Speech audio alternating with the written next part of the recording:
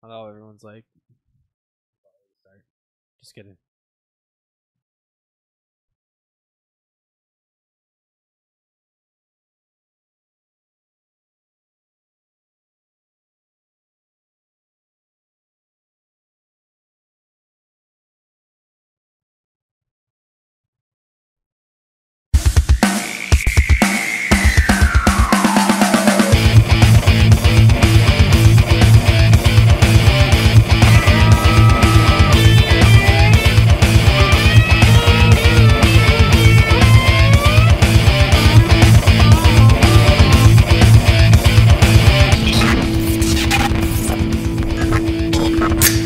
Hey guys, and welcome back to Beerfield Fantasy Football. It is Friday night. It's week 7. That means it is time for us to preview all the games. Unfortunately, there is a missing face over here to my left. Christopher Hopper is not here this episode. He is at a bachelor party / rehearsal dinner for a wedding he is standing in tomorrow. Well, basically, I have no mic. What? I can't hear myself. Basically, he I hear you fine. he'll be fucked up the next 2 days. Yep, look for him to be real hungover with me on Sunday. If anyone can't hear Dan's mic, let me know, but I hear him fine, so hopefully that is all right. You can follow us on Twitter. We're at BeerfieldFF if you want to follow us there. Individually, I'm at Nick Sparts. The missing MIA guy, Christopher Hopper, is at HopBFF with 2 Ps, and joined, as always, to my right by Daniel Thury. Thury BFF with 2 Fs. What's up, guys? As a reminder to you guys, if you guys want to check out any of our Instagram art, that is also BeerfieldFF. We'll get you pictures of all the beer we feature on the show. We drop all our beer reviews onto Untapped at BeerfieldFF as well. If you guys want to check out the live stream where you can see us on air, ask us listener questions, go ahead and follow us on YouTube, Beerfield Fantasy Football. And 3 ways to support the show if you guys are trying to do something a little extra for us. 1, send us beer. DM me on Twitter at BeerfieldFF or email beerfieldfantasy@gmail.com if you live in a place far away from where we're at. You want to mail us something that we can't get on here. Second way, pick up merchandise. Dan's nice enough to model the shirt right now if you guys want to check that out. We also have hats available for you guys. Same thing again, DM BeerfieldFF or beerfieldfantasy@gmail.com. And the last way, hit either of those sources up if you're interested in supporting us on Patreon. All 3 ways help us support the show. Make it so we're not quite so in the red while we're producing it. Yes, and then if you also subscribe to us on YouTube, make sure you hit that notification button or a turn on button so you're notified when we go live and when we drop any videos if you miss those live viewings. Absolutely. Also, likes and comments help as well. Appreciate all that. All the things. So thank you so much for all the support you guys give. In today's episode, we're going to go ahead and talk about all the breaking news that happened today, recap what happened on Thursday night, talk about players that are either in, out, or that you're going to want to check back Sunday on with it when a real hungover Hopper and I go over who's active and reactive before the London game, bright and early, 7:45 a.m. Central Time. And then we're going to preview all of the Sunday and Monday games for you guys and let you know who you should start and who you should sit. So first up, though, before we get to any of that other information, we're going to go ahead and review a beer. Burr.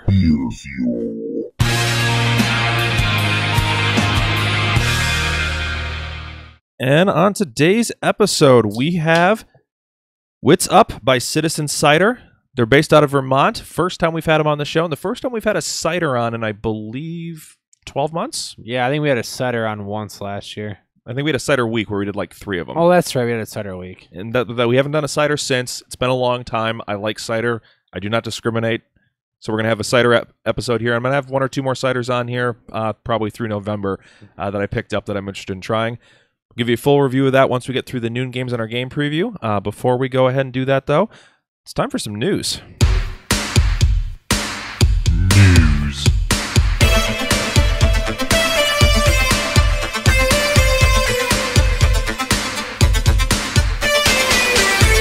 All right. We had something that was going to be the big news, but then something else supplanted the big news. So it's still my favorite news. So a player who we kind of viewed as a possible trade candidate earlier after they drafted a running back in the 2nd round earlier this season, Carlos Hyde has been traded from the Browns to the Jaguars in exchange for a 5th round pick. That was first reported by ESPN's Adam Schefter. So I'm not shocked to see him moving. I'm a little shocked to see the landing spot. Yeah, I'm really surprised by this move, especially given the news that we heard a little bit later and that Fournette's expected to be back. in week 10 after they're buying week 9. So it's basically they paid a 5th-round pick for what they're assuming is going to be a 2-week rental. Because look, Hyde is a capable running back, but he is not as good as Leonard Fournette is. And by a 2-week rental, Hyde's not expected to play this week. He's only had 2 days to learn the playbook. I think he's an insurance policy. I think that Fournette's more banged up than what he is, and I think the leash on him, if he shows any sort of... Well, he's banged up as he is. Yes. More banged up than reported. Yes. So yeah, I'm a little worried about Fournette at this point, and as somebody who owns him in a lot of places, this sucks. Who it is good for, though, is Mr. Nick Chubb, who looks to now be the lead back in Cleveland with a juicy, juicy, juicy schedule upcoming. And with everybody now high up on Nick Chubb, go out and buy Duke Johnson, because I love Duke Johnson. I love the matchups the Browns have moving forward, especially in these next, I believe, 4 weeks as they see Pittsburgh and Cincinnati again. Johnson's the pass catcher. He got paid this offseason right before the season started. And Chubb has only seen 3 carries as the most this season. Don't just think he's going to come out and get 25 plus touches. I mean, he might. He might, and he's built for it. Duke Johnson and his skill set, I love them both. Especially this week against Tampa Bay, but I'm sure we'll get into that when you preview the game. Yes. All right. Next piece of news, and this was going to be the one I was really excited for up until the trade happened, and that is Mike McCoy has been removed of duties after the terrible Thursday night game. Byron Leftwich, promoted to offensive coordinator. He will be the play caller. He was the quarterback's coach under Bruce Arians and the only offensive mind left from the Bruce Arians regime. So this is good. Hopefully it makes this offense at least slightly better, if at all. He's the next quarterback for the Jacksonville Jaguars as well. Brian Leftwich. Yep. Mid-2000s time. Yep. So I'm very, very happy to hear that. I was going to do Great Day to Be Alive drop. I don't have it on the board, and I'm not as quick at Hopper at swapping this stuff out. So life gets in the way. Yeah, so it's a great day to be alive. That has been in my head all day since we got the news. Let's hope. Because Byron Leftwich, yes, he's part of the regime. We still don't quite know what he's going to put together. What we hopefully will know is that we're not going to see David Johnson against 8-man boxes every time he touches the football. Right up the middle. And up the middle every single time. Because that shit's annoying. Yeah, so Mike McCoy has now presided over the worst season for Melvin Gordon. And so far, the start of the worst season for David Johnson. So it's all he has definitely left his mark wherever he's been. If you can, try to trade for Johnson. I know he just plays. His price just jumped. If anyone's paying attention, but still. Josh Rosen injured his toe late in Thursday night's loss. It was literally the last play that they took as an offense into the Broncos, and he is in a walking boot. They do have a kind of a mini bye here with the Thursday night game to recover. Yeah, he's expected to play. So, I mean, I'd hope so. Otherwise, it's either Bradford or Mike Glennon. No, it's a David Johnson. So we have a listener comment. A comment from Paul. Okay, he says the show's a lot better without Hopper. Paul, your team just got better. So yeah, your team got a lot better with the Hyde trade for Chubb being one of your only running backs. NFL Network's Ian Rappaport reports Marshawn Lynch is going to miss at least a month with his groin injury. He may need surgery, and IR is still a possibility. Yeah, if you weren't like me and you have, or if you're like me, go out and pick up Doug Martin. It's on bye. He hasn't looked great this season, and Jalen Richard has the pass catching work locked up. But John Gruden has had a Chubb for Doug Martin, and this could mean flood works if he. Being that he hasn't had any touches, he should be ready to go. And if you're in a deep enough league, and especially full point PPR, Richard's not even a bad pickup. Yeah, because this team is in shambles. It sucks, but they get the bye week to get hopefully things right. And I think this, Lynch has been, serviceable as the lead back for this team, and now it's Doug Martin. Yep. So the pickup order. For those of you at home, how often have we ever had a year where there's been 4 pickups on a Friday in like week 7 before, where you're like, run out and check your waivers for all 4 of these guys? And that was after last night when Ted Ginn went on IR, so everyone was running their wire to check for Traquan Smith and Cameron Meredith. So the order of the pickups, I think Chubb is far away the 1. Yes. Duke Johnson would be the 2, Martin 3, Richard 4, but all 4 should at least be looked at. I think Chubb and Johnson are a lot closer. I think people are higher. A lot of people probably held on to Duke Johnson. He had that one nice game a couple weeks ago. People picked him back up. But yes, Doug Martin it's up there too with them because if this offense gets anything going, he's for sure the lead back. Yeah, I mean, and there's no way anyone else is taking goal line carries in that offense. God no. I'm also really sad right now that Chris Warren got hurt. I know. All right, as mentioned, Ted Ginn goes to IR. He'll be gone till at least week 15. He's droppable in non-dynasty formats, and even with how old he is possibly droppable in dynasty formats. It's probably droppable in dynasty formats. And then last note is ESPN's Adam Schefter reports Royce Freeman suffered a sprained ankle in Thursday night's win over the Cardinals. It was initially reported as a high ankle sprain. MRI came back decent, so he may be okay with the extended week off with the Thursday game. He is... But he's touchdown dependent. He's at this very point. touchdown dependent. Philip Lindsay has looked better. He's had more touches. He's more explosive. I like Royce as a prospect, and I think if you're a team in dynasty leagues, if you're a team that's struggling, I think you can go out and buy Royce Freeman. This is going to be probably the cheapest he's going to be. Oh, yeah, just the way that Lindsey's taken over the backfield. Freeman is definitely kind of in a buying window right now, along with Ronald Jones, whereas the other rookie running backs have all kind of either shown us something enough. Geis would be the third. Where yes. It's been well, quiet. Geis is obviously. Yep. The other five at this point have either showed us enough or just had their stock rise enough that you probably don't want to go try to buy them right now. Yeah. All right. So Hopper had the Thursday night game, but he's not here, so we're going to take his notes and try to recap the game and let you know what the hell happened. Oh, shit, I got his notes. What the hell happened?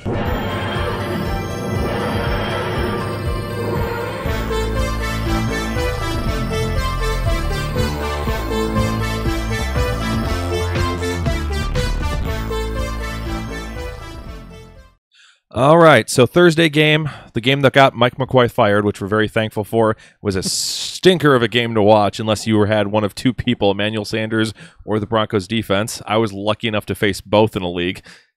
Yeah, I avoided both in matchups, but I played against at least one or the other in a few leagues. All right, so for the Thursday game, Broncos win this one 45-10, starting on the Broncos side, coming in on the road. Keenum didn't do much, but didn't have to do much. He gave you a pick, like usual, 14-21, 161 yards, a touchdown.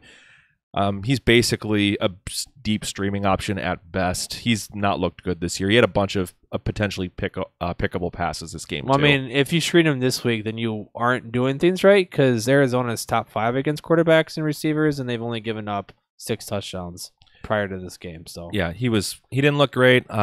But he basically didn't have to do anything because the defense did it all for him. When they scored 2 defensive touchdowns in the first half of the first quarter. There you go. Yep. And as predicted, Lindsey was the guy to own here. I think Hopper and I both had him in our top 16. Goes off for 14 carries, 90 yards, a touchdown, adds 1 catch, 6 yards. Very solid day for him. Freeman got in the end zone, was basically a saving grace. He was 13 of 37 on the ground. The rushing efficiency has just not been there, and Lindsey's been looking so much better. Yeah, maybe there's something else going on with Freeman here. Maybe he isn't as dynamic as we saw in college.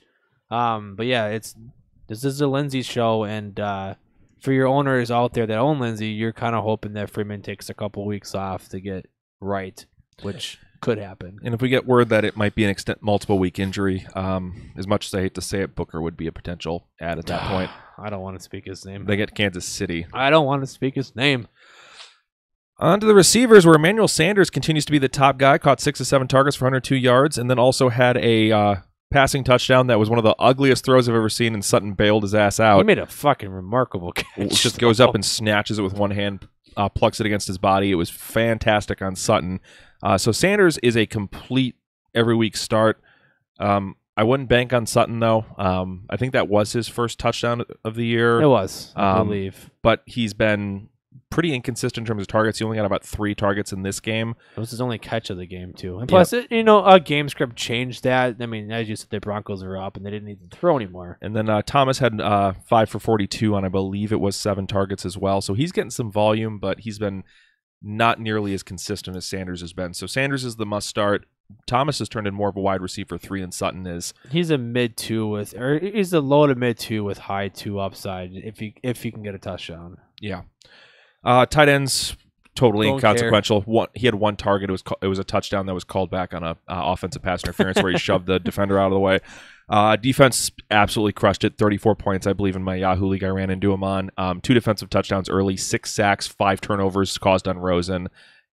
Just crushed it. I think I saw him in 2 games. Yeah, if you ran into him, I'm sorry. It was a good matchup for them. I mean, the Cardinals have been pretty. It just for anyone who's out there who runs into him, it sucks to run into a 30-point defense. Yeah, on a Thursday night. You just have to look at it for 2 more or for 3 more days or 2 more days. Thankfully, the only place I ran into it, they also ran into Sanders. So at this point, I'm just like, I lost. I'm done. Cool. Fuck it. Move on. Onto the Cardinals side, Rosen was terrible in this game. 3 ints, 2 fumbles, only 1 touchdown.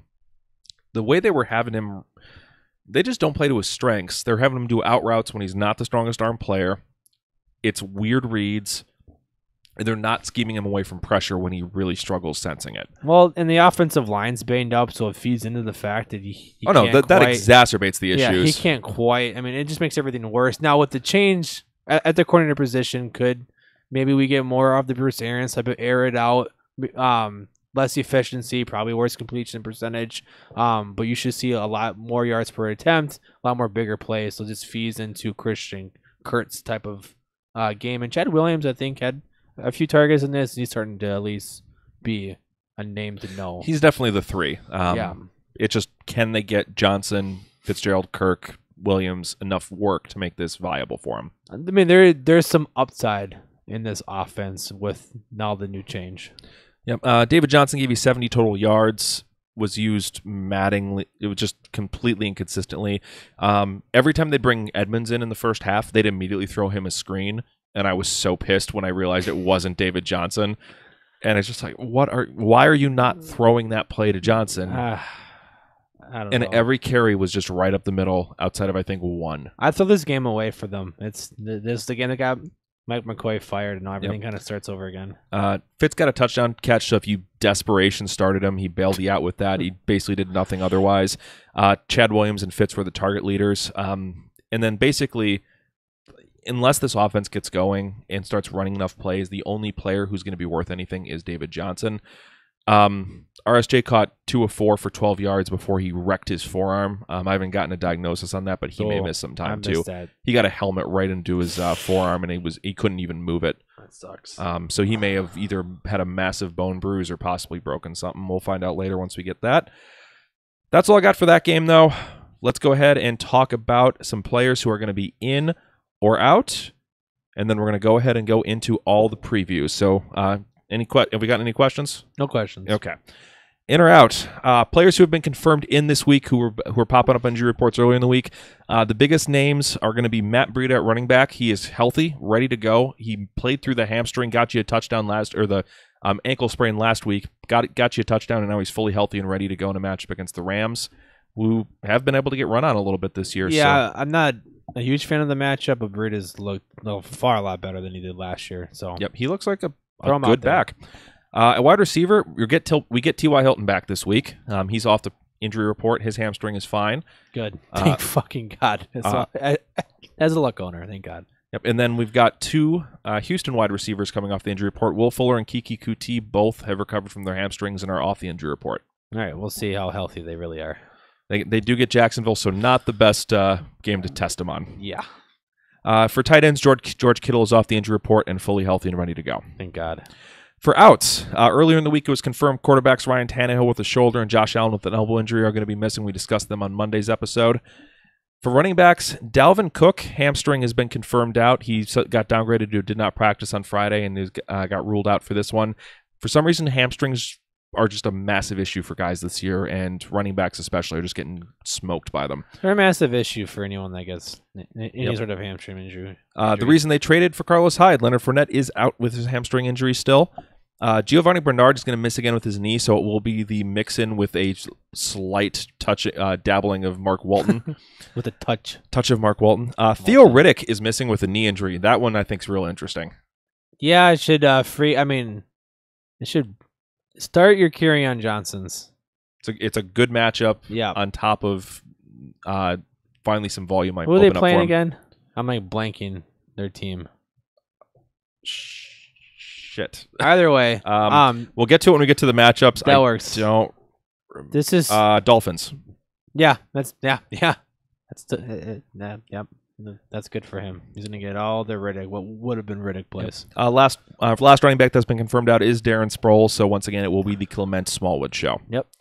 On to the wide receivers. Jamison Crowder is missing with an ankle. They said this is going to be multiple weeks. Paul Richardson, go get him if he plays. Ryan Grant is going to miss with an ankle. So Chester Rogers will be the 2. Good. Jack Doyle's going to miss again with a hip injury. Sad. And Ryan Griffin got sick and is going to miss the game too. Is he? Oh, shit. All right, well. You have a league? No, we're fine.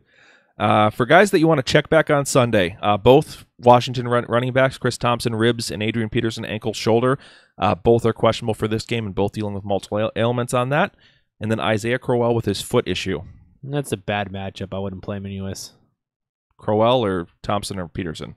Oh, well, you pods after Crow. I wouldn't play Crow. I like AP more than Thompson against Dallas this week. All right, and then for wide receivers, you got Paul Richardson with his knee issue, Terrell Pryor, groin, Calvin Ridley ankle, and Mohamed Sanu hip. Calvin Ridley and Mohamed Sanu are Monday, so we won't even have a full report for you by Sunday morning, but hopefully we can get some practice reports tomorrow and see if they're going to go or not.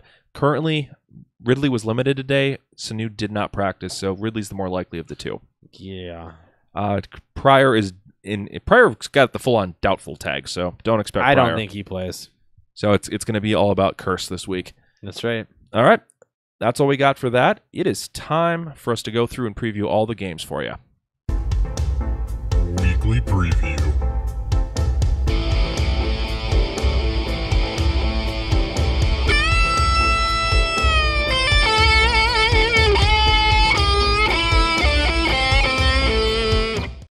All right. That music means it is time to run through all the games this week. Kicking it off first, we're going to London. Going back to London. Live in Wembley. This one is an early kickoff, unlike last week, which was a noon kickoff. This one will kick off 8:30 in the morning Central Time. Anyone who's on the West Coast, 6:30 in the morning, set your lineups before you go to bed. If you guys are up bright and early with us, reminder, we'll be Hopper and I will be here at 7:45 in the morning. Dan, you cannot join us, right? I'll be working, sadly. All right. We'll be up 7:45 in the morning, nursing coffee, hangovers, painkillers, and going over any inactives or any news we've gotten overnight, answering your questions before the London game kicks off. This game, it is Titans versus the Chargers in Wembley. Chargers are favored by 7. It's a 40.5 point over-under. On the Titans side, Goff and Mahomes were able to break 25 points against the Chargers defense, but everyone else has been below 20 fantasy points against the Chargers. It's not an easy matchup, and Mariota has done very little the last couple of weeks. He is definitely a sit outside of a fringe start in 2 quarterback leagues. Avoid him at all possible. For the running backs, it's a Dion Lewis game. The weakness for the Chargers appears to be pass-catching backs. 3 running backs have broken 50 receiving yards in the last 4 weeks, so it's going to be a Dion Lewis game. Henry should be firmly glued to your bench and or possibly kicked off the team entirely to your waiver wire. It's done. Over the last 3 weeks, Chargers have allowed 137 yards per game to opposing wide receivers. That's not a lot. Nope. 2 total touchdowns over that time. Davis is a borderline wide receiver 3 at best, and you're not going to be starting Taylor or any of the other pass catchers on the Titans. And then basically we're not starting any other part of the Titans team either until this team shows signs of life. I don't even like the defense in this matchup. Look elsewhere. Yeah. On the Chargers side, where we've got some more interesting options, Titans pass defense is better than average. Only 2 QBs they've played in Rivers' tier, though, which was Wentz and Watson, both threw for 300 yards and 2 touchdowns. So Rivers should be safe for about an 18-point floor for you. Yep. So it should get you about league average at worst. If the Titans can force him to throw it all and keep this game close, he could exceed that as well. My only real concern is if they get up early, maybe with a pick 6 or something. You see what happened. And game script could come out of it. Yeah, you see last week's game. Gordon is an auto start at this point, but I want to lower expectations here. Titans are allowing just 124 combo yards a game to opposing running backs, which is close to bottom of the league. 2 touchdowns, period, on the year. They're a tough run defense.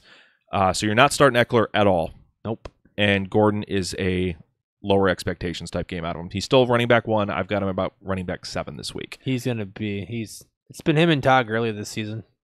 For top 2 backs. Only 5 wide receivers have broken 18 points on the Titans this year, but there has been no obvious pattern to the type of receiver. Because I usually look at the player like, is it a speed guy, slot guy, big-bodied outside wide receiver? But it's been Stills, Hopkins, Fuller, Jeffrey, and Crabtree. There's speed guys and big body true wide receiver ones.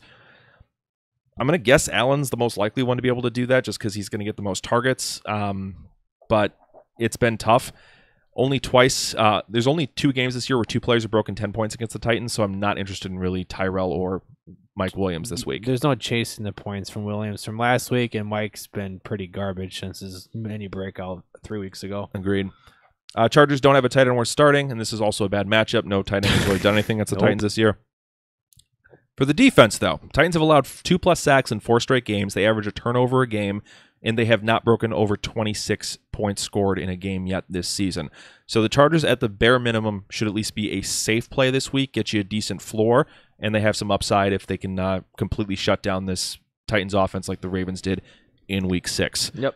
So I got for that game. Moving over to Panthers versus the Eagles. Eagles by 5, 45-point over-under. Dan, you got this game. All right, we'll start with the Panthers here. So Cam Newton's, he's a must-start, just given the 3 main quarterbacks by this week in Wilson, Rodgers, and Big Ben. The Eagles haven't been great against QBs this season. Either they've given up 17.7 points per game to the position, but Cam did struggle against them last year through 1 touchdown and 3 picks. So may not be a top 5 play, more of a back in QB1 play. CMC is an auto start at this point, just given the amount of touches he gets in a game, and just also draft capital. The receivers, though, and Devin Funches and then Greg Olsen are the only 2 that I trust in this offense.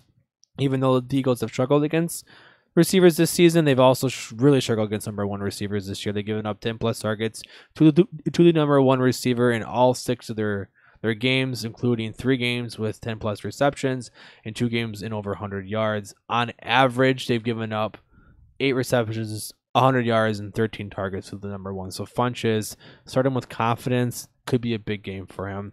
And then Greg Olsen, just because of the tight end attrition at this point, you're going to play him. He had 7 targets last week, and yeah, you got to go after that. Defenses, no, because I like what the Eagles have done recently, and Gano's okay. As for the Eagles, there's supposed to be some decently high wind. I would actually try to avoid Gano and Elliott. So if avoid possible. kickers. And then we'll really talk about Jake Elliott.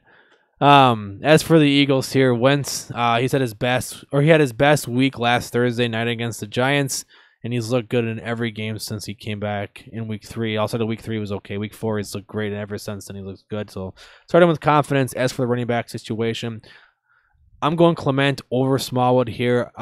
With no setback from Clement, he should be the lead guy here. He was the most productive back last week, and that was not getting top mark and shares and touches. That should start to lean more into his favor. And the Panthers have been kind of mismatched against these running backs. They've been worse against they've been worse against in between the tackles runners, while being better against pass catchers. So I think this is a better game for Clement to play. As for the receivers here, Jeffrey's been a beast these first 2 of his first 3 games, and he's looked to kind of gotten back to where he was with once before he got hurt last year. At this point, he's an auto start for me until proven otherwise. And then Aguilar's on the bench. He just hasn't got the touches targets. He's had 1 game over 10, and his other 1 game over 10 in his last 4 games with Wentz, and he's only had, and then 3 of those games he's been under 5. He's been under 5 or under, so I'm not trusting Aguilar. I do like his matchup if he catches Munnerlyn, because Munnerlyn has been awful this season, but he's tough to trust. It doesn't really matter who he gets if he's not getting any work. So, yep. And all you got on that game? And then live studio audience has double dipped on Jake Elliott. So avoid him like the plague. If you believe in curses, he is cursed. Yes. That's it. Moving on to Bills versus the Colts. Colts favored by 7.5, 43.5 point over under. I'm going to keep this one quick. On the Bills side, there's 1 player and only 1 player even considering starting, and that is LaShawn McCoy. He's a fringe running back too. I've got him about running back, I believe 23. You've got him a little higher, I think at like 12 or 13. This should be his mini breakout game, I think. I hope. Colts have allowed 5 running backs to break 15 fantasy points this year, so he should have a decent floor for you as long as he gets the work. Unfortunately, I don't really trust Bills coaches at all, so who knows how that's going to shake out. But overall, should have a solid game this year. You're benching all the rest of the offensive skill players. The only other angle at all would be if you want to try to gamble and start their defense, which has been awesome, especially in the pass rush. Should get a couple sacks on luck. The concern is Luck has been putting up a ton of points, even in games with low over-unders predicted. So you got to worry about if their defense gives up too many points and it kind of sucks the life out of them. Yeah, you just got to hope that you can draw a couple turnovers, get a few sacks to kind of lower that. Yeah, he's been prone to do that, but he's also been putting up like 25, 30 points a game. They score a lot of points. On the Colts side, Bill's defense has been awesome the last 4 weeks against quarterbacks. They've faced Cousins, Rodgers, Mariota, and Watson. No one has broken 16 fantasy points. Luck is startable with what he's done the last couple weeks, but you can likely find better options even with the bye weeks this week. I just think it's so hard to sit him when he's done recently with Ty back. Yes, horrible matchup, and you can't expect a ceiling game, but you got to think 2-3 touchdowns even from him now. Yeah, I mean, that's what it's turned into, is even when it looks like he has no weapons, and he gets Ty back, but the last couple weeks he's had no weapons, and he's still gotten it done. On the ground, Bills will allow just 123 yards per game to opposing running backs, and that is combo yards, so including receiving in the last 4 weeks. Just 1 touchdown over that stretch. I'm avoiding all Colts backs if possible. The only one who I'd consider starting is Mack, and that is barely as a running back 3. I agree. Hilton barely gets the wide receiver 2 grade. Only 3 receivers have topped 80 yards and only 2 total touchdowns, a lot of the receivers from week 2 on. So they gave up 3 touchdowns to Flacco week 1 and have basically been shut down ever since. Defense has been playing out of their minds the last couple of weeks. None of the other receivers should be considered. No Rodgers, no one else like that. Yep.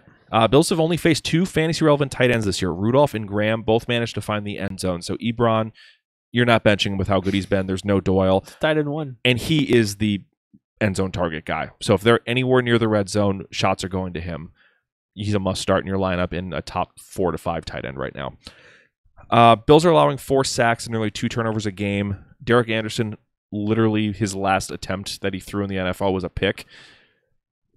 Start the Colts defense. They're a top 3 play. And the Bills have only scored over 20 fantasy points one time this season, and that was when they had, 20 points in a game this season once. That was when they had 2 fumbles gifted them inside the 20-yard line. I don't want to talk about that game.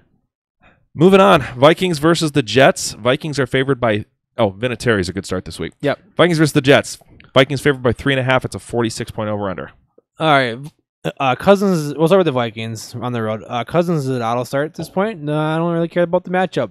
The Vikings were kind enough to rule out Cook before the weekend, so we kind of get to feel a little bit confident with Latavius Murray entering the weekend. He's a fine RB2 play this week. The Jets have been middle of the road against running backs this season, giving up 17.75 points per game to the position on 4.1 yards per carry.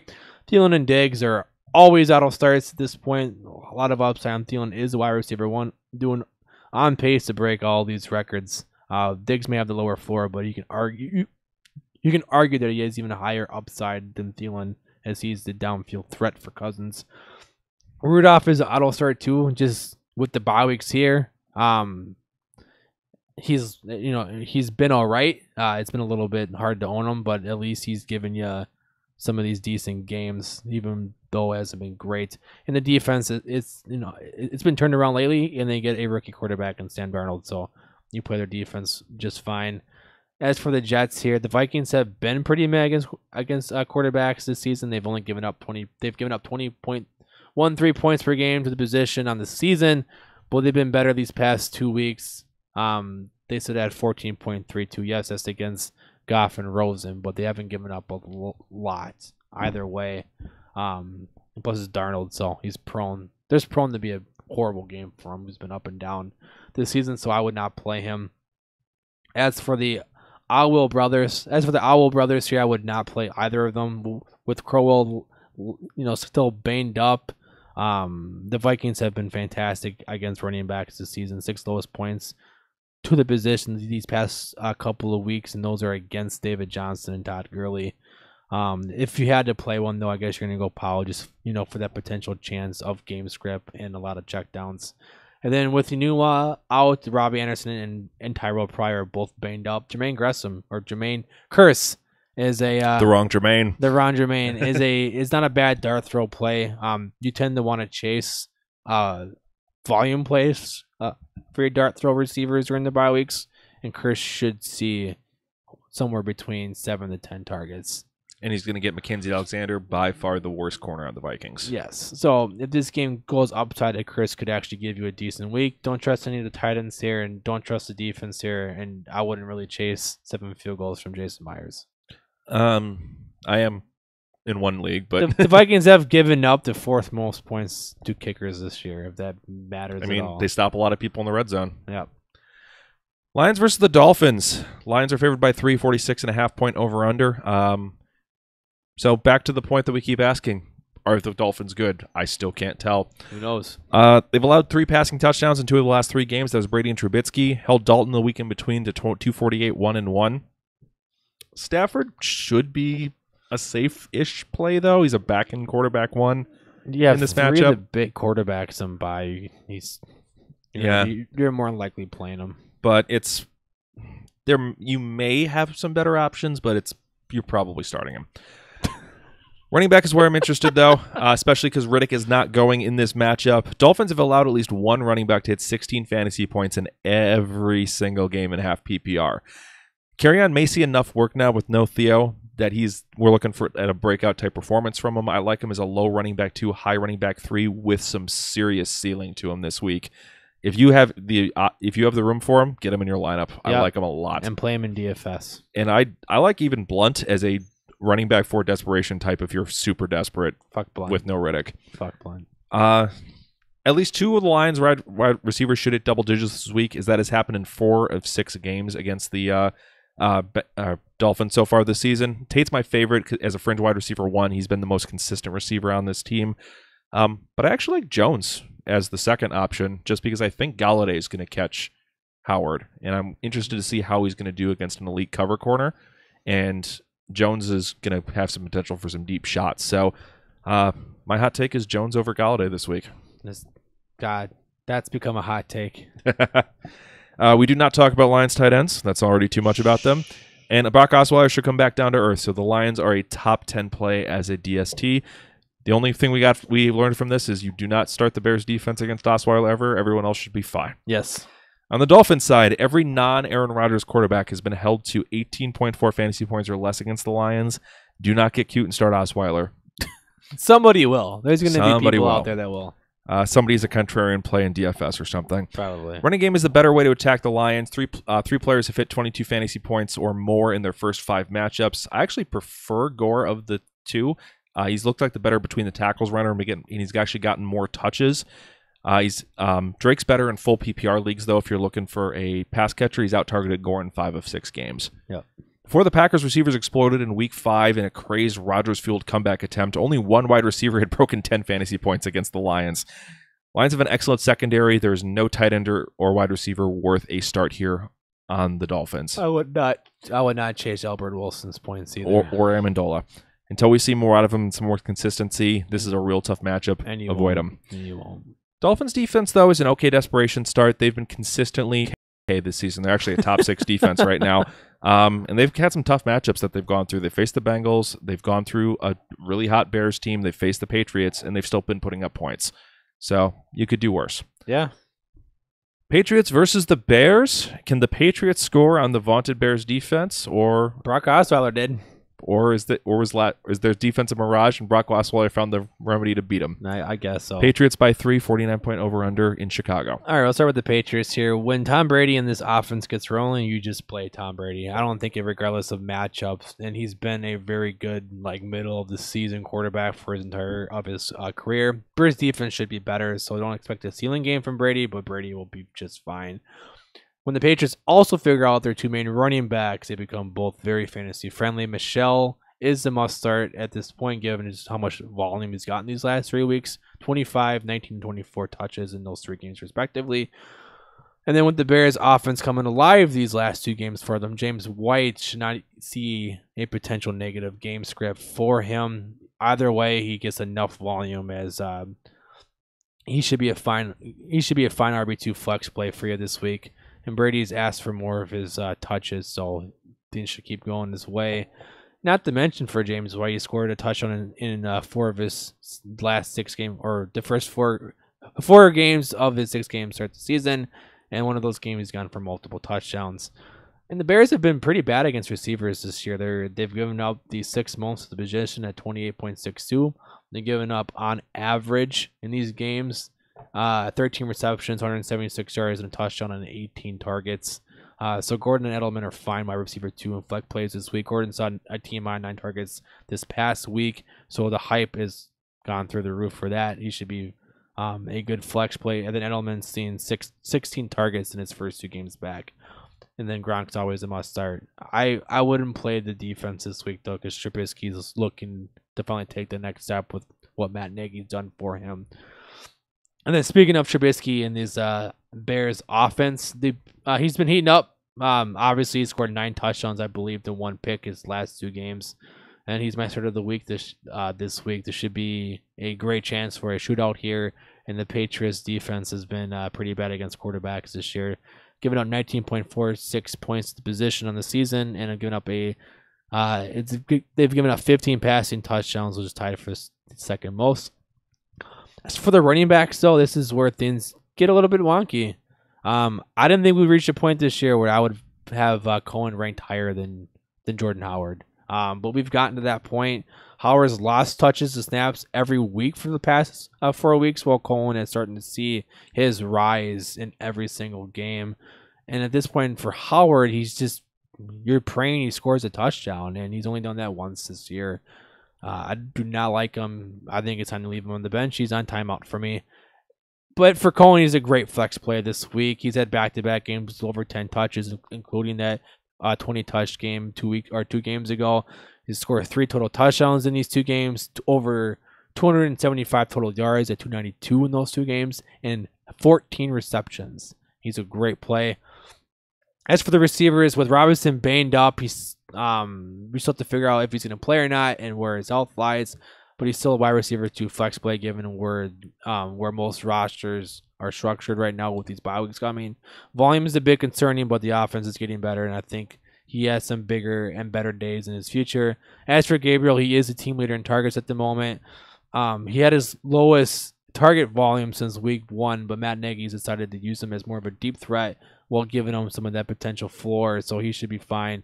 Back-to-back 100-yard games for him these last 2 games. Burton's still an auto start, just where we're at for tight ends, but he scored a touchdown on 3 of his last 4 games, so he should be right. And don't play the defense this week. Well, on the defense note, the right tackle, Marcus Cannon for the Patriots, just got ruled out. Yeah, and Khalil is still questionable to play. They say I saw a report today Khalil should be fine. If you want to play him against the Patriots and how hot they've been, you're hoping for a floor game, because this is over 50 points.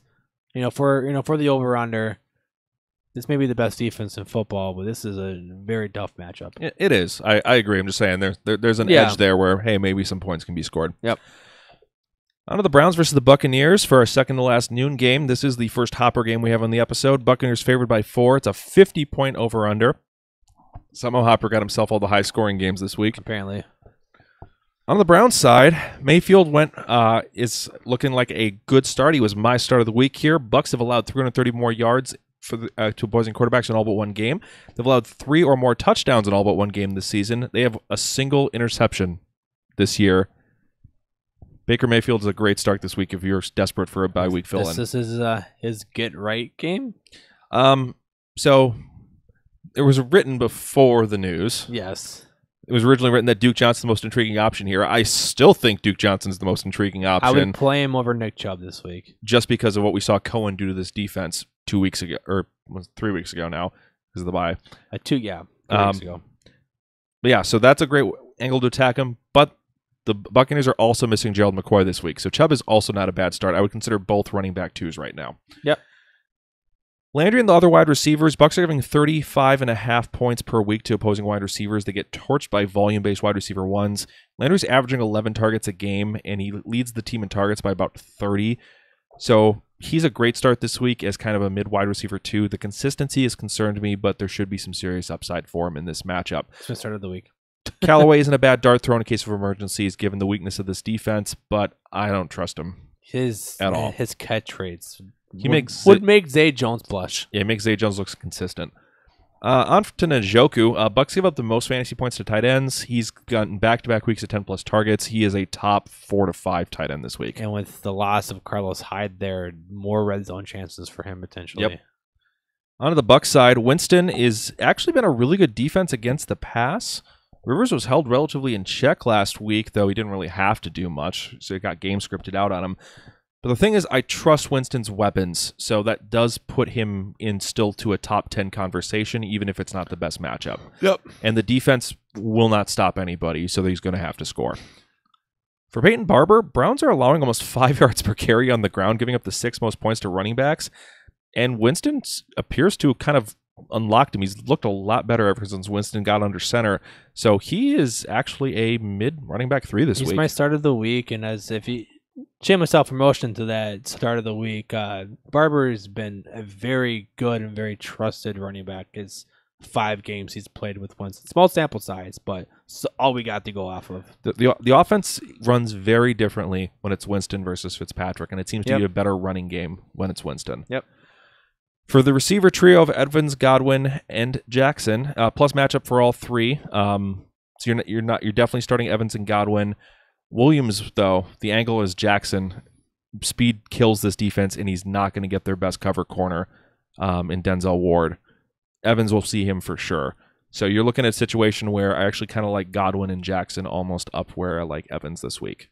Yeah, there could be. I think all 3 are going to score a touchdown. I think we're going to see that. And for a little patting on the back, Godwin has scored touchdowns in 5 of his first 6 games this season, or 5 of his last 6 dating back to last year.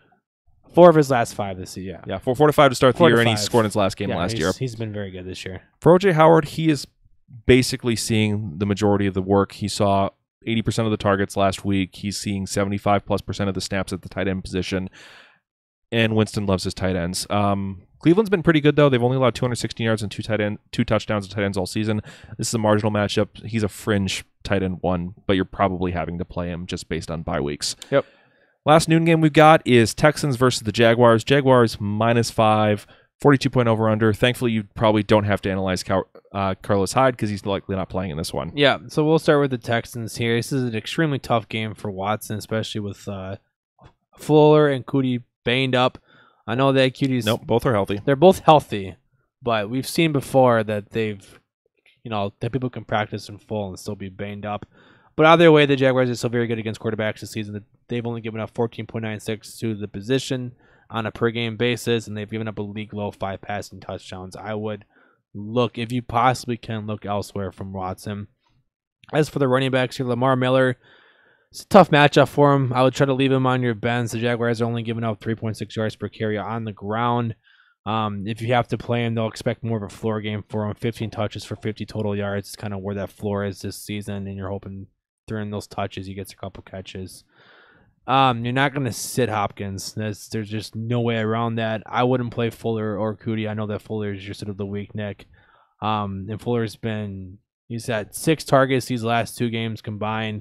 Cootie's been better. And I would agree. I would play him over Fuller if you had to play one or the other. But he's got a hamstring injury that he's been dealing with as well. His floor, which is what I'd be expecting from him, about 4 receptions for 40 yards, hoping for that touchdown. With Griffin out, I would not be playing a tight end from this game. And their defense is still a fine play this week. I expect both defenses to do well. Bortles is back to his old way. 6 interceptions his last 3 games. And then he's thrown a pick in all but 1 game this season.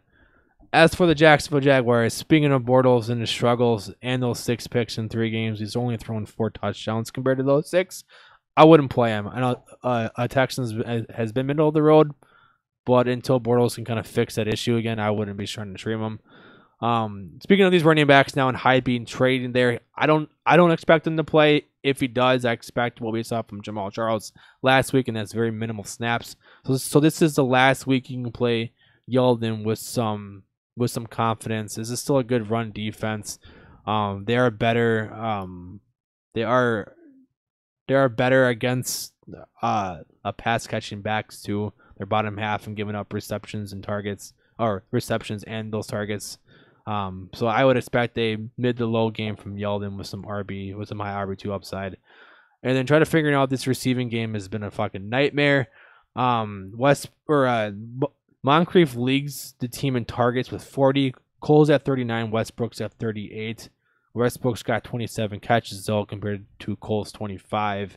Moncrief's a little bit lower. So if you have to play one, it's going to be Westbrook. But I'm not really trying to trust either of them. This team hasn't given up a lot of receptions, yards, or touchdowns to any receivers this year. And of course, the defense is applying. It's a fine play. Watkins is throwing a pick in every game this year, and he's taken a league high 25 sacks, including 2 of his last 3 games. He's taken 7 or more. He's gotten hit 70 times this year. Yeah, he is basically feeling what David Carr felt in 03. All right, that is it for the noon games. That means it's time to review a beer. Oh shit, we got here. Beer review.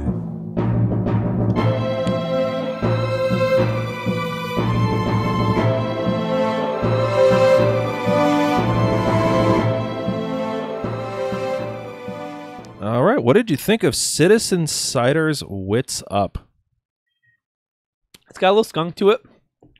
It's got it's got the crisp apple taste that you would normally get in a basic cider. As for just a cider in general, it's good. I don't think it's anything spectacular though. Very, very dry. Not a lot of sweetness. Very dry. Almost kind of white wine-ish. Yeah. So yeah, if you like Angry Orchard, this will not be your style. If you're into drier ciders, very good one.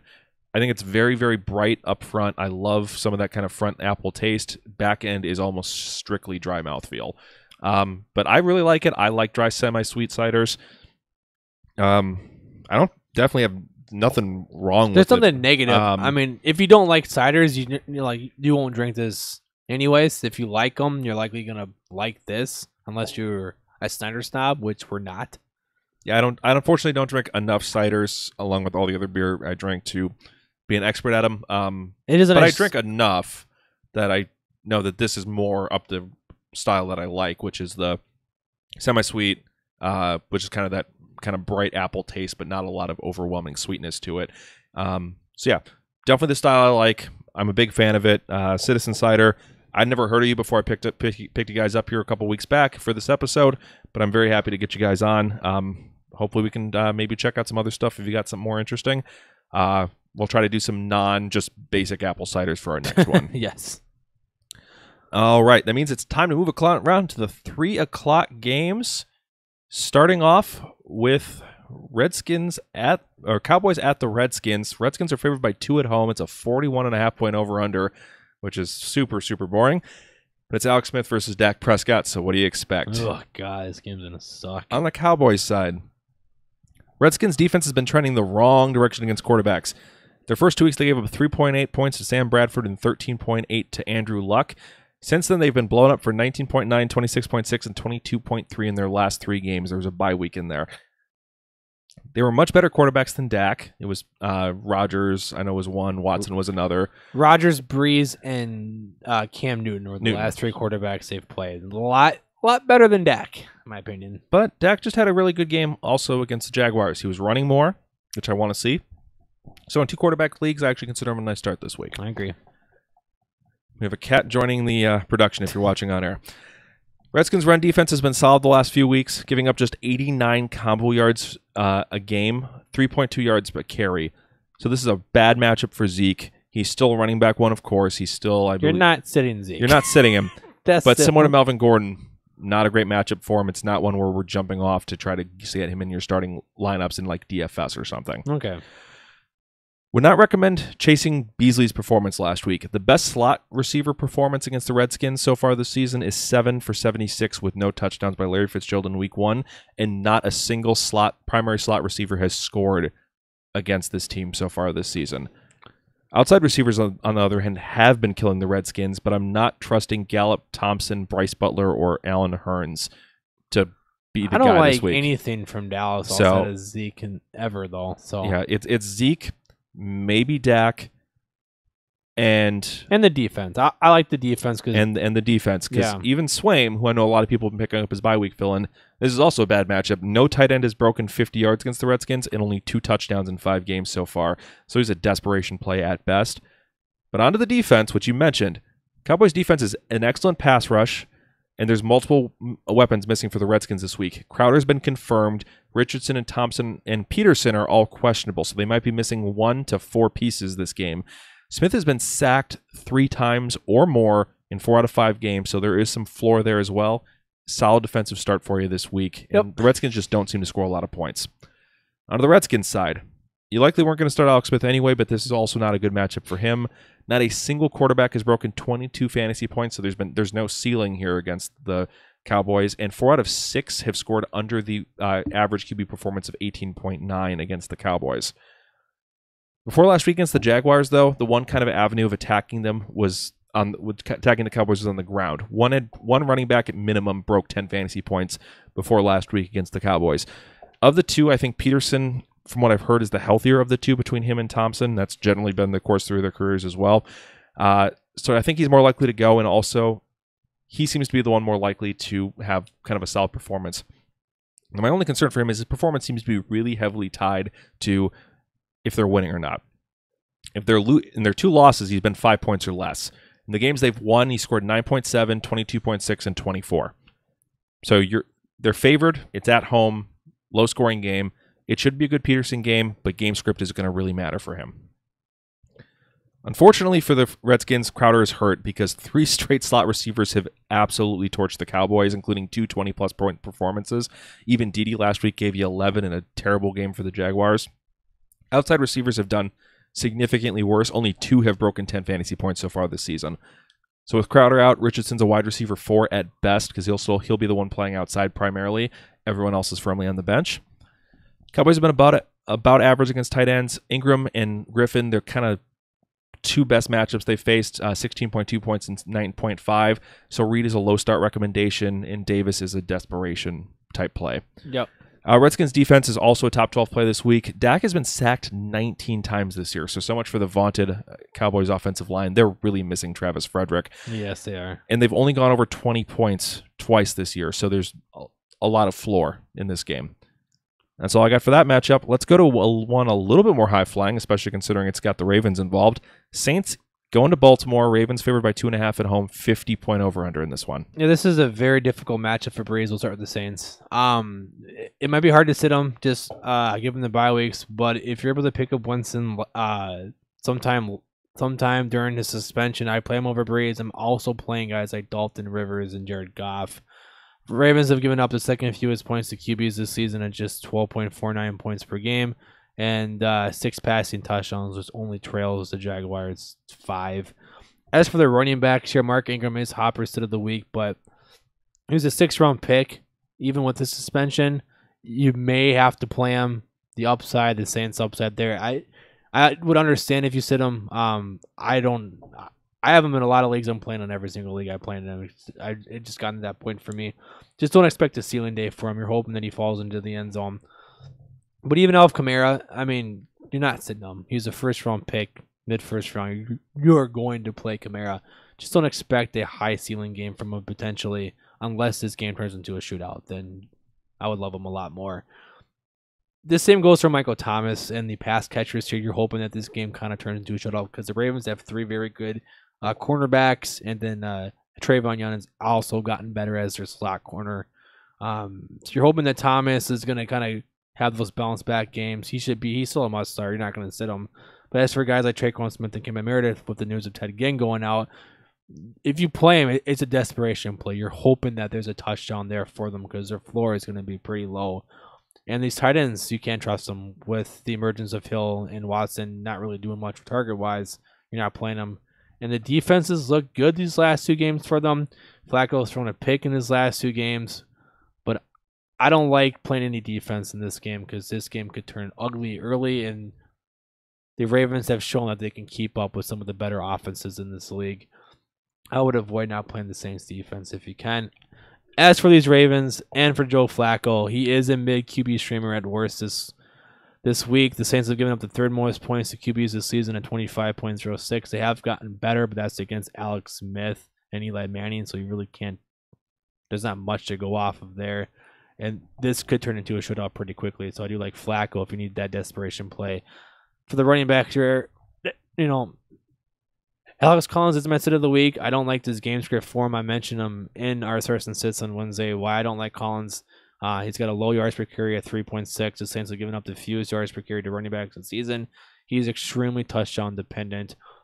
I would actually prefer Buck Allen more as the desperation flex play, just because of that potential game script. But even him, he's even become hard to trust. After the hot start to start the season, he hasn't scored a touchdown in 3 straight games, and he was held to his season low 4 touches last week with the emergence of Gus Edwards. But the 3 receivers here I actually like. That's John Brown, Michael Crabtree, and Willie Snead. John Brown's probably going to draw Ken Crawley, who's been garbage this year. Like the Saints defense, he's been better, but John Brown is the deep threat this game. There's going to be a lot of throw in this game. Crabtree will draw a banged up Marshawn Lattimore, who's been up and down this season as well. And then Willie Snead's just been productive. He's seen 7 targets or more in these last 3 games. Has caught 5 or more balls, and he's gone for over 50 yards. I think at least one of these receivers will see a ceiling game this week, and all 3 are viable for me. Don't play any of the tight ends. Please, if you can, avoid the defense. They've been fantastic outside of the Bengals game, but this is a very difficult matchup, and in Tucker we trust. All right, last of the 3 o'clock games, we got Rams going to San Francisco, or the San Francisco area at least, to play the 49ers.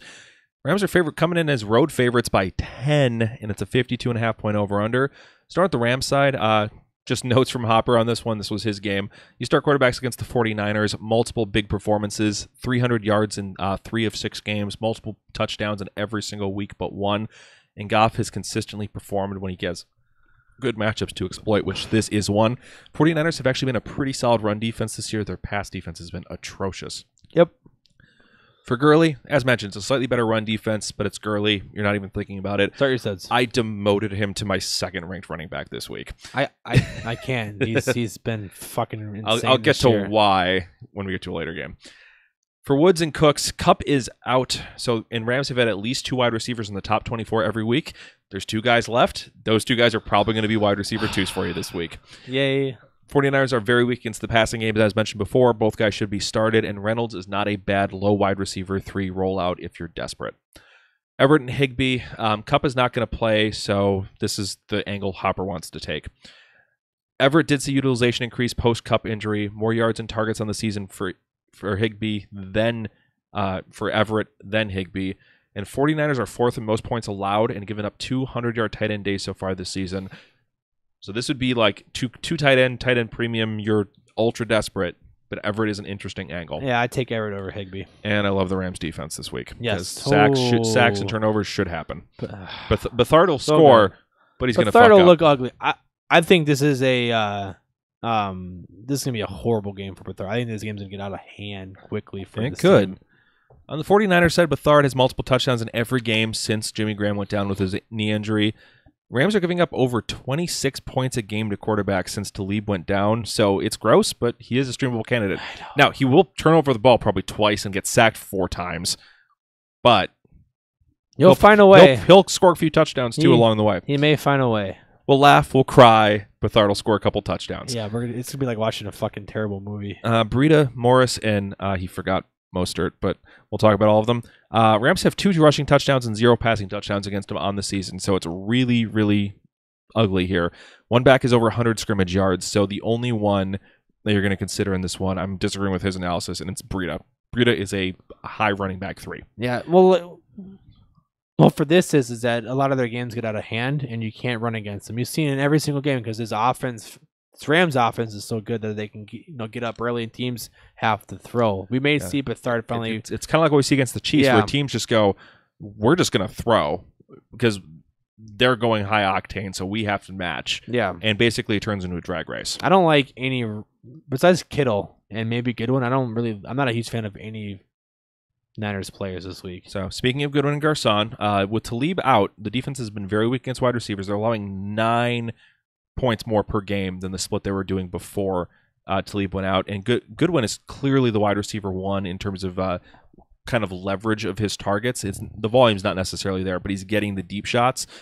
He should be started as a low wide receiver 2, high wide receiver 3. Garcon is more of a high wide receiver 4. He also is a little banged up. Yeah. Kittle, Rams have been better against tight ends since week 1. The Jared Cook incident. Kittle is just a must-start at this point. He's one of the few volume incident tight ends out there. And that's all I've got for the 49ers. We've got another Hopper game up next, a game that was flexed into Sunday night, our first flex of the season. It was? Bengals at the Chiefs. Chiefs favored by 6, and it's a 58-point over-under. Dan, who are we not starting in this absolute shootout? All right, so this is another Hopper game. This is for me saying. So we'll start with the Bengals here. Hopper has Dalton as a QB 13 he's the QB 13 coming in. He's cooled off since this hot start, which I agree with. But this is all game trip matchup. He's showing up when he needs to. And this Chiefs defense has been better of lately. 2 touchdowns to 5 picks over the last 3 weeks, but he's still a fine streamer. I think on the season the Chiefs are still pretty bad against them. And also, too, it's just part of that's the fact that the Patriots just ran for all their touchdowns last week. Yeah, and Joe Mixon, I believe, is a top 5 play for both you and I, Nick. He may be 6, but I know he's a mid to high RB1 for the both of us this week. He set the feast against a team that allows the second most fantasy points to the position at 26.9 points allowed per game. White and Michelle just went for over 30 combined against them, and he's been in that 15 to 20 touch range. I hope that touch count gets higher, but with this game likely to be a shootout, I think Mixon's going to get a lot of pass catching work in this game. I believe he's had at least 1 or 2 games this year of over 7 targets. I think he had 7 last week. So this should be a lot of potential chance. And he is good in space. He's over 4.5 yards per carry. So this whole bad thing. Start your Mixons this week, please. Start your Mixons. Start all your Mixons. Mixin some Mixin. And as for the receivers here, you are going to play both Green and Boyd. I have them both as wide receiver 1s this week. I absolutely love the potential chance for this offense. Green and Boyd have both been matched in targets, I believe, too. I think Green slightly has them on there. But Boyd's gotten the touchdowns as of recently. But you're always going to start AJ Green, so start your studs. Yeah, I'm ever so slightly lower than you at 3 and 13 versus your 2 and 10. So fine, Diggs and Thielen as opposed to Brown and Juju. And then TJ, who's your mama? Or CJ? I truly think it is TJ. I thought it was TJ who's Manzada. But either way, the Chiefs are bottom 3 against tight ends this week or this season. Who's Manzada is my Uzama. Who's Manzada? And it is CJ. Oh, whatever. I don't care. His name is fucking TJ. Uzama is my tight end start of the week. He doesn't know his name, but he wants you to start him. That's right. Just do it, please. And as for the Chiefs here, you start all your studs here. Mahomes, your Hunts, your Hills, your Kelce's. Watkins has been a little suspect because he had a great matchup last week and he didn't show up in. But things should get better for him. Watkins is firmly in Ross and Rachel territory for right now. It's a will he, won't he type situation. And the notes Hopper put down for Hill and Watkins. 2 of the last 3 weeks, Cincinnati has allowed multiple 100-yard receivers, and this offense is really high-powered. So as long as Sammy doesn't pull a hammy, he should be okay. I don't think Chris Conley or Robinson's gonna, take that role from Watkins. So start all your main Chiefs players. All right, and that gets us to Monday night, our last game of the week. Giants at the Falcons in Atlanta. Falcons favored by 5, and it's a 54.5-point over-under. That's right, our last 4 games were all 50-plus. On the Giants side, Eli Manning has been pretty bad, and it was a real ugly watching him on Thursday night. But with only 2 games above the NFL average so far this season, and he's in desperate need of a get-right game. Thankfully, here come the Falcons. They've allowed at least 250 yards and 3 touchdowns to 5 straight opposing quarterbacks, and 4 of the 5 went for 330-plus. Eli gets Ingram back in this game, so even with the limitations that we've seen from him this year, this is a solid streaming candidate situation against the second-worst defense in the NFL. I can't. I'll see when I believe it. If not now, then when? I'll see when I believe it. Continuing, Atlanta has also been terrible against opposing running backs. They're 6th worst against the position, allowing 100 combo yards or 2 touchdowns to every opposing starting running back they've faced this season.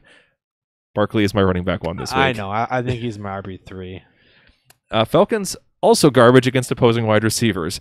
At least 2 have hit at 10 fantasy points in 5 straight games, and they had 1 game where 3 hit and 1 game where 4 wide receivers hit 10 fantasy points.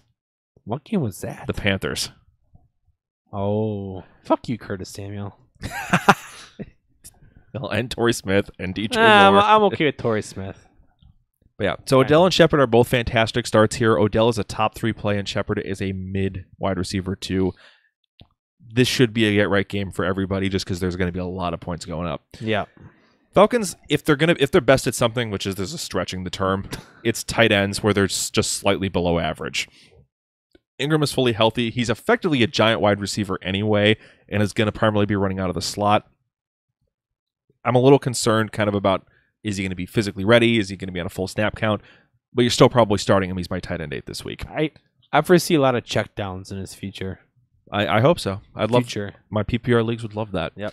Onto the Falcons side, outside of a weird game where Drew Brees threw 0 touchdowns against the Giants, 3 of the last 4 quarterbacks have hit 18+ against him with a minimum of 2 touchdowns. And then Matt Ryan has been super hot this year. 2016, Matt Ryan's returned. The team can't win, unlike that year, but the offense is fine. Yep. Matt Ryan has 3+ touchdowns in 4 of his last 5 games and is still a top 5 play here, even though it's just a slightly above average matchup at best. Onto the running game, where the Giants have allowed at least 1 running back touchdown in every single game this season, but not a ton of yardage. So it's a bit of a question of who gets the touchdown, because it's been basically 1 outside of Kamara, who had 3. Who's the third string running back for them? Is that Brian Hill? I think it's Brian Hill. It's probably Brian Hill. Brian Hill scored just to piss everyone off. Yep. I still prefer Coleman, but my initial ranking of him, I'm about running back 12. I would lower that. I've got it more as a mid running back 2 after kind of deep diving this. And Smith I have as a kind of high running back 3. Smith has been getting more of the red zone work, though. So of the 2 to fall in the end zone, I think he is the more likely one. I just don't like it. Giants defense, it seems like it might be kind of giving up after what we saw against Philly this week, where they just zoned out completely. And the Falcons are going to be desperate to put up points with how bad their defense is. So expect a lot of throwing. Julio is a top 5 play, and Ridley and Sanu are wide receiver 3s if they go. My hot take, Julio Jones finds the end zone this week. About time. And yes, that is a hot take. He hasn't scored, I think, since late last year. I think since about like week 15 last year. It's been a while like 8 for games. him. It's been a while. Giants have allowed 50+ yards or a touchdown in 3 of the last 4 games to tight ends, and Hooper is getting the volume. He is a back-end tight end this week, very startable. Chase those high over-under games. Get players who are playing at him. Hooper's a great opportunity here, especially if Sanu doesn't go, because then he would effectively be the wide receiver 3 on a good offense. We don't drink nearly enough to recommend starting a defense in this game. We like alcohol, not that much. I promise you one of these defenses, probably Atlanta more so than the Giants, will be a mid to back end defense. There's probably going to be a defensive touchdown. We're not going to try to predict it. Nope. Just saying. All right. To wrap it up, shout out to Christopher Hopper, who was not able to join us tonight. He is doing groomsman duties at a bachelor party tonight. You can follow him at HopBFF and harass him for not showing up for today's episode. Dan Thury, kind enough to join me in almost every episode here. Oh, well, I do live here. You do live here, which is nice. At 3BFF. 2 Fs. I am at Nick Sparts. Thank you so much for tuning into our Week 7 episode. If you got any questions, get them tweeted at us at BeerfieldFF. Follow the show on Instagram if you want to see the can art from today's episode, Untapped, where we'll go ahead and drop a review for you. I'll take care of that here shortly. Normally that's Hopper's job, but I'll take care of it for today's episode. Beerfield Fantasy Football, if you want to follow us on YouTube. Check out merchandise, sending us beer, or Patreon. Tweeting at us at BeerfieldFF or emailing beerfieldfantasy@gmail.com. Good luck in Week 7, guys, and we'll catch you guys next time on Beerfield Fantasy Football, and we'll catch you guys later. Peace.